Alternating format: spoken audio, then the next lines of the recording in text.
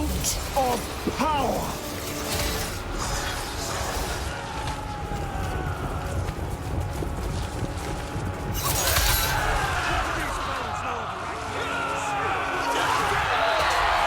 Hey everyone, welcome back to the Art of Save Scumming. Thank you for tuning in. We've got another battle showcase for you here today. And today we're going to be looking at 3 units kind of all at the same time in this army. So we've got the Devotees of Slaanesh crossbows. There's another variant that are melee infantry, but this is the one that I find most appealing because you've already got some pretty excellent melee infantry in the Slaanesh roster, and these are basically the same thing except for that they have crossbows. So now we have a missile backlines unit for Slaanesh.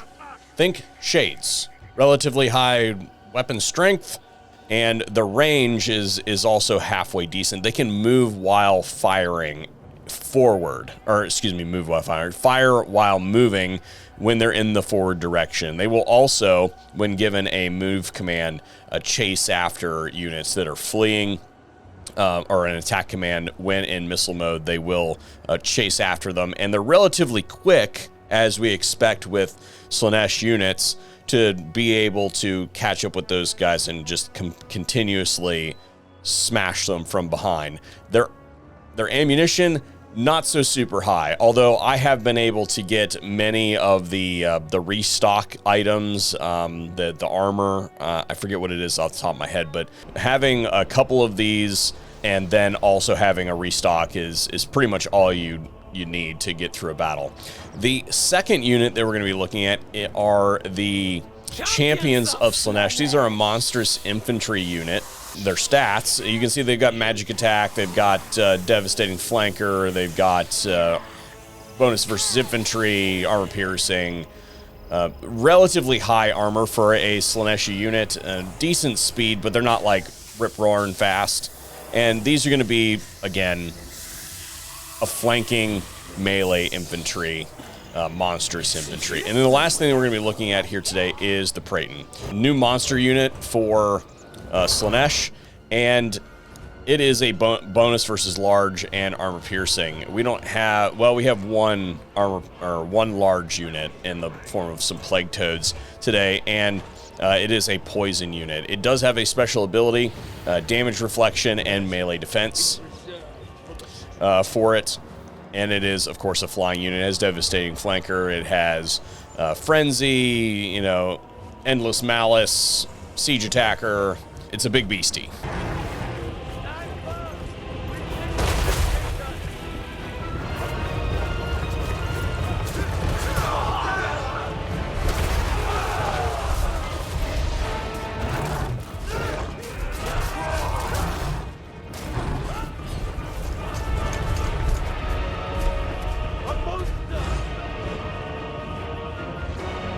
So what we're going to do with this battle is we're going to go ahead and just set up a nice defensive position here that they're not going to be able to get through. We got a front line of Chosen. There's no way they're going to do anything with that. And we're just going to stack our Devotees of Slaanesh. And then we'll set up a flanking maneuver over here with these guys once the lines engage. And we'll go ahead and take the Praeton out for a spin. And we'll just put these guys right behind the back lines there so that they don't get into any mischief or anything. So let's start with the Praeton, I suppose, and we'll just go ahead and send that guy right in. We'll do this. Relatively decent armor. It's going to get pitted, and this is kind of like the reason that I did it this way, is this is not the way that you would use this monster. Like, this is going to be an isolated unit type thing against Cav, and the Plague Toads are a really bad example of something to use this against because they're a monstrous infantry unit, and they have, as much as I don't like Plague Toads, their animations allow them to kind of stun lock.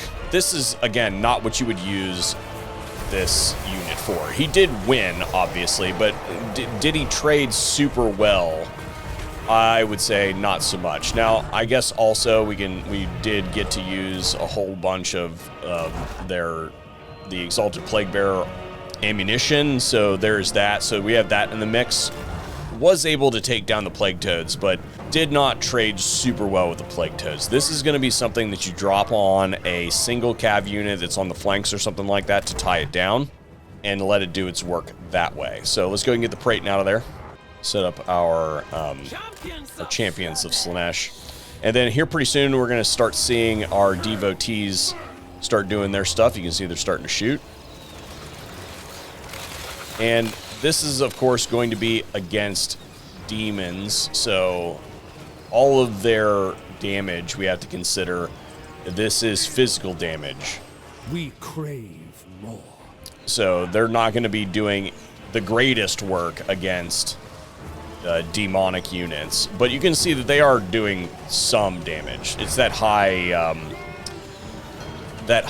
missile strength is what's kind of saving the day. So we could probably Sorcerer of Slaanesh. don't have anything that gives magical attack.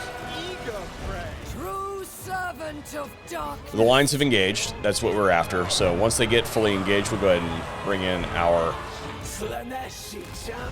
champions of Slaanesh. So these guys are just softening up. Yeah, these guys don't have magical attacks either. But, I mean, they're doing enough damage that they're doing pretty good work. So we've got an opportunity here to do an isolated unit. And then let's go ahead and charge our back lines here. So this one's going to charge the back lines. This one's going to be isolated. And it's just gonna rip right through those. Let's see what happens over here. So just absolutely just crushed those Exalted Plaguebearers on that charge. Let's do it again. So the devotees are piling on enough damage that the chosen aren't gonna have any like losses from this. So let's go ahead and line these guys up and get a devastating flanker charge in on that. So the good flank. Look at that. The mass. just tearing them up. So again, this is not damage from the devotees of Slaanesh shooting down into here. They did lose a unit. Let us slaughter. Or did lose a model. But anyway, so that would be a good thing for the Praetor to do. Must have been a summon from... Yeah, look at those devotees just absolutely chunking down that damage on that guy.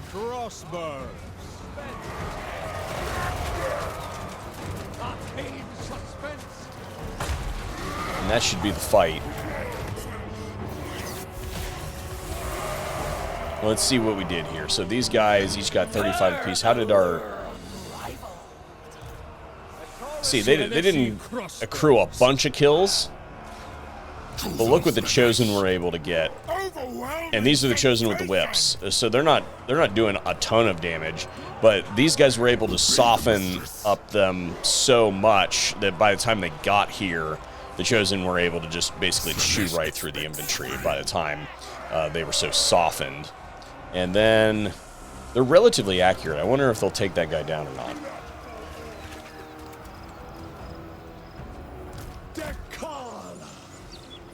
We, of course, have an alternative. Oh, got him anyway. Yeah, 7 losses, as sort of expected. Anyway, that's what we have to talk about today. Thank you for tuning in. I hope that you enjoyed this video, and hopefully we'll see you in another one here at the Art of Save Scumming. Let me know what you want to see related to Tides of Torment.